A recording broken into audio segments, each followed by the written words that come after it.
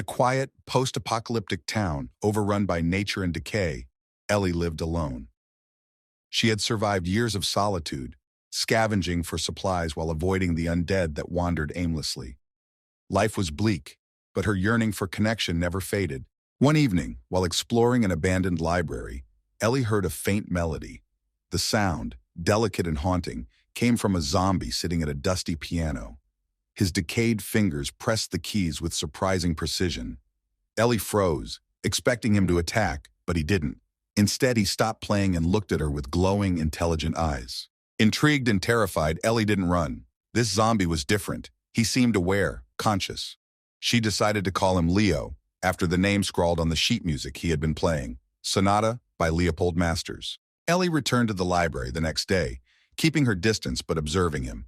Over time, she brought scraps of paper and charcoal, testing if he could communicate. To her astonishment, Leo could write, albeit awkwardly. Through these exchanges, Ellie learned fragments of his past. He had been a pianist before the outbreak. Though the infection had claimed his body, his mind remained partially intact. Their bond deepened. Ellie began teaching Leo basic gestures and speech.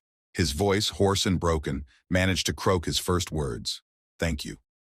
Despite his undead state, Leo showed more kindness and understanding than most humans Ellie had encountered. However, their fragile connection wasn't without danger. Other survivors, wary of the undead, saw Leo as a threat. One day, as Ellie and Leo scavenged for supplies, a group of armed humans ambushed them. "It's a zombie!" one shouted, raising his weapon. Ellie stepped in front of Leo, her voice trembling but firm. "He's not like the others. He won't hurt anyone." The group refused to listen. When one man fired, Leo growled protectively, pushing Ellie aside and confronting their attackers.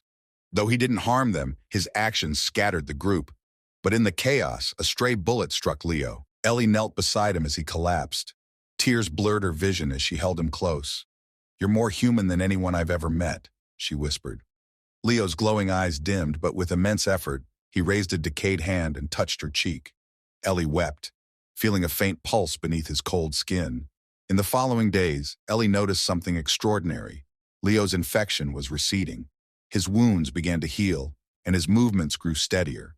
Their bond, their love, seemed to awaken something within him, a dormant humanity fighting to resurface.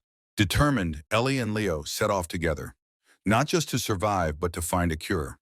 Along the way, their love became a beacon of hope in a shattered world, a reminder that even amid despair, the human spirit could shine through. Their story of a girl and a zombie proved that love could transcend even death itself.